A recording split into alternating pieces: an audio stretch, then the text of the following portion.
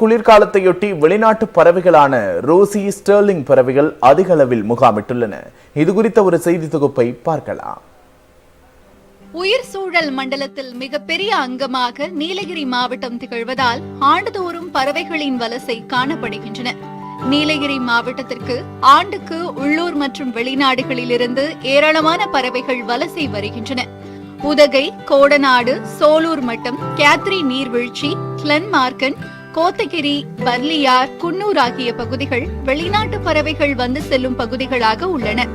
தற்போது நீலகிரி மாவட்டத்திற்கு Rousey Sterling என்ற வகை வெளிநாட்டு பறவைகள் குளிர்கால பயணிகளாக வந்துள்ளன.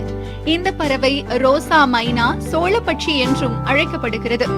வெட்டுக்கிளி மற்றும் விவசாய பயிர்களை நாசம் செய்யும் பூச்சிகளை இவை சாப்பிடுவதால் இந்த பறவைகளையும் விவசாயிகளின் நண்பன் என்று அழைக்கிறார்கள்.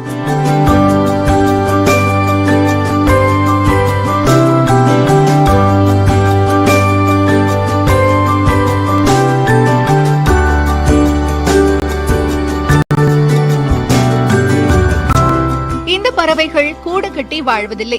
எனினும் 6 முதல் 8 முட்டைகள் வரை இடும்.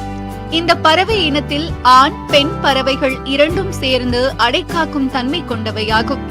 ஆண்டுதோறும் இவை கிழக்கு ஐரோப்பாவிலிருந்து தெற்காசியா முழுவதும் இடம்பெயர்ந்து செல்கின்றன. குளிர்காலத்தில் இந்தியாவிற்கு வரும் இவை கர்நாடகா, கேரளா, தமிழ்நாடு, தெலுங்கானா, ஆந்திரா ஆகிய மாநிலங்களில் முகாமிட்டு பனிக்காலத்தை அனுபவித்து செல்கின்றன.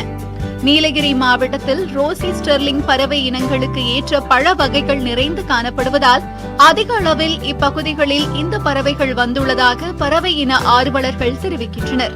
நீலகிரி மாவட்டம் 64% வனப்பகுதியாக நிறைந்த மாவட்டமா இருக்கு. இங்கே ஆண்டுதோறும் உள்நாட்டு மற்றும் வெளிநாட்டு பறவைகள் அதிகமா வரும். தற்போது குளிர்காலத்தை மட்டும் அனுபவிக்கிறதுக்காக ரோசி ஸ்டெர்லிங் என்ற பறவை வந்திருக்கு. அது மட்டும் இல்லாத நீலகிரி மாவட்டத்துல இந்த சீசன்ல பழங்கள் அதிகமா இருக்கு. இந்த வனப்பகுதியில் அதிகமா இருக்கனால பழங்கள் அதிகமா இருக்கு. இந்த உணவு தேவைக்காகவும் இனப்பெருக்கத்துக்காகவும் இந்த பறவைகள் தெற்காசியால இருந்து வந்திருக்கு. இந்த பறவைகள் கூடு கட்டாத பறவைகள். ஆண் பெண் ரெண்டுமே அடை காத்து குஞ்சு பறிச்சு அதுக்கான முடிச்ச பிறகு இங்க இருந்து இடம்பெயர்றது வழக்கமா இருக்கு. இந்த பறவைகள் தற்போது அதிக அளவுல நீலகிரி மாவட்டத்தில் காணப்படுது.